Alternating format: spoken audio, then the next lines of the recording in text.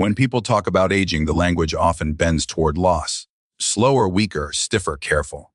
As if time itself were a force pulling the body backward, reducing it piece by piece. But the human body does not experience aging as a simple decline. It experiences it as a change in rules. The same principles still apply: movement, adaptation, recovery, but they require a different kind of attention. Senior health is not about moving less. It is about learning how to move better. Movement has always been the body's primary language. Long before words, long before tools, the body learned through motion. It learned strength by lifting, balance by swaying, endurance by walking.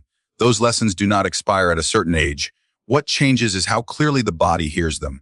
After 60, the signals become quieter, not because the body is broken, but because it has been asked to be quiet for too long. One of the great misunderstandings about aging is the idea that slowing down is protective. Rest is important, yes, but rest is not the absence of movement. Rest is variation. It is the gentle shifting between effort and ease. When movement disappears, the body does not rest, it forgets. And forgetting is far more costly than fatigue. The muscles tell this story first. Muscle tissue is remarkably intelligent. It adapts precisely to the demands placed upon it. When movement is frequent and varied, muscles maintain their size, strength, and coordination. When movement becomes rare or repetitive, muscles adapt by becoming smaller and less responsive. This process does not wait for old age. It happens at every stage of life. The difference after 60 is that the margin for recovery becomes narrower. The body still responds to use, but it responds more slowly, more thoughtfully, asking for consistency rather than intensity. Strength in later life is often misunderstood as force. Heavy weights, explosive movements, dramatic effort. But strength, biologically speaking, is the ability to produce force when needed. That ability depends not only on muscle size, but on nerve signaling, joint integrity, and timing. Moving better means improving communication. It means reminding muscles and nerves how to work together smoothly, not asking them to overpower resistance. The nervous system plays a central role in this. Every movement begins as a decision, even if that decision happens below conscious awareness. After 60, nerve conduction slows slightly. Reflexes soften. This is not failure, it is refinement. The nervous system becomes more selective, conserving energy, prioritizing safety. When movement is absent, this selectivity turns into hesitation. When movement is practiced gently and regularly, confidence returns. The nervous system remembers that the body is capable. Balance is one of the most revealing expressions of this relationship. Balance is not a static skill. It is a conversation between the brain, the inner ear, the eyes, the joints, and the muscles. Each step, each shift of weight sends information back to the brain. When movement is limited, that information fades. The brain loses resolution like an image slowly losing sharpness. Moving better restores clarity. Even small, deliberate movements sharpen this internal picture, making the body feel more trustworthy again. Trust is an underappreciated aspect of senior health. Many older adults move cautiously not because they are weak, but because they are unsure. They do not fully trust their knees, their hips, their balance. This uncertainty changes how they move, making movement smaller, more rigid, more effortful. The body interprets this rigidity as danger and responds with tension. Moving better is, in part, about rebuilding trust through safe, repeatable experiences of success. Joints are often blamed for limitations in later life, but joints are not passive hinges. They are living tissues nourished by movement. Cartilage depends on compression and release to stay healthy. Synovial fluid circulates through motion. When joints are used gently through their available range, they remain more resilient. When they are avoided, they stiffen. Pain increases not because movement happened, but because movement stopped. This is especially true for the hips and spine.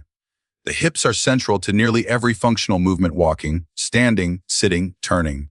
When hip mobility declines, the body compensates elsewhere. The lower back twists more. The knees absorb forces they were not designed for. Over time, this compensation creates discomfort that is often misattributed to aging itself. In reality, it is the body doing its best with limited options. Moving better expands those options. The spine, too, thrives on variation. It is designed to flex, extend, rotate, and side bend. Prolonged stillness narrows this range. After 60, when connective tissues lose some elasticity, the narrowing becomes more noticeable. Gentle spinal movement restores circulation, improves posture, and reduces the effort required to stay upright. Posture is not about holding a position, it is about ease. When movement is fluid, posture follows naturally. Breathing weaves through all of this. Breath is movement at its most essential. Each breath subtly moves the ribs, the spine, the diaphragm, the abdominal wall. Shallow breathing reduces this internal motion. After 60, when lung capacity changes, breathing patterns often become more restricted. Deeper, more relaxed breathing improves oxygen delivery, calms the nervous system, and supports endurance. Moving better includes breathing better, not as an exercise, but as an awareness. Energy levels are closely tied to movement quality. Many people assume fatigue is an unavoidable part of aging. But fatigue often reflects inefficiency. When muscles are weak or poorly coordinated, simple tasks require more effort. The body spends more energy to achieve the same result. Improving movement efficiency reduces this cost. Walking becomes less tiring. Standing feels lighter. Daily activities no longer drain energy but generate it. Metabolism also responds to movement. Muscles are major regulators of blood sugar and fat metabolism. Even modest movement improves insulin sensitivity and reduces inflammation. After 60, when metabolic flexibility decreases, movement becomes one of the most powerful tools available. Not extreme movement, not punishing routines, but frequent, meaningful use of the body. This supports not only physical health, but cognitive health as well.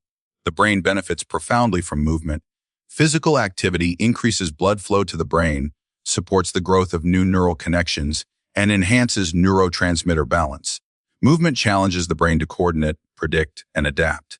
These challenges keep cognitive systems engaged. Moving better is, in many ways, thinking better with the body. There is also an emotional dimension that cannot be ignored. Movement influences mood, confidence, and self-perception. When the body feels capable, the mind feels more open. Depression and anxiety are not solely psychological, they are physiological states influenced by activity levels, breathing patterns, and nervous system regulation. Gentle, consistent movement can shift emotional tone, creating a sense of agency and presence that is often lost within activity. One of the secrets of senior health is that improvement does not require intensity. It requires attention. Paying attention to how you move, how you stand, how you transition from sitting to standing. These transitions are moments of information. They reveal strength, balance, coordination. Improving them improves life more than any isolated exercise. Another secret is that pain does not always mean damage. After 60, pain is often the result of stiffness, weakness, or poor movement patterns rather than structural failure. Understanding this reduces fear. Fear changes movement more than pain itself. When fear diminishes, movement becomes smoother, and pain often follows. Recovery also changes with age. The body still adapts, but it requires more time and better support. Sleep, nutrition, hydration, and stress management become essential components of movement health. Moving better includes knowing when to pause, when to breathe, when to allow the body to integrate new patterns. Social context matters as well. Humans are social movers. We walk with others, work with others, play with others. Isolation reduces movement variety and motivation. Connection encourages natural activity. Laughter changes breathing. Conversation changes posture. These small social movements accumulate, shaping health in subtle ways. Perhaps the most profound shift after 60 is the relationship with time. Movements no longer need to be rushed. Speed is not the goal, control is. Awareness is. When movements slow slightly, they become richer in information. The body learns more from a careful step than from a hurried one. Moving better is often slower in appearance, but faster in effect. The body does not measure success by age. It measures it by use. Every joint moved through its range, every muscle gently engaged, every breath taken fully sends a message of relevance. The body responds by maintaining what it is asked to use. This is not a battle against aging. It is a collaboration with biology. Senior health secrets are not hidden in rare techniques or exotic practices. They are embedded in ordinary actions performed with care. Standing up without using hands when possible. Turning the head fully to look around. Shifting weight while brushing teeth. Walking with awareness of the feet. These are not exercises, they are conversations with the body. Over time, these conversations accumulate. Movement becomes less effortful. Confidence grows quietly. The body feels more like a companion than a limitation. Aging continues, of course. Time does not stop, but movement quality shapes how time is experienced. To move better, not slower, is to honor the body's intelligence. It is to recognize that aging changes the questions, not the answers. The body still thrives on movement, still adapts to challenge, still rewards consistency. When approached with curiosity rather than fear, senior health becomes not a story of decline, but one of refinement. If this way of thinking about movement and aging resonated with you, take a moment to notice how your body feels right now. Not with urgency, not with judgment, but with curiosity. The body is always responding, always adapting, and it continues to teach us if we're willing to listen.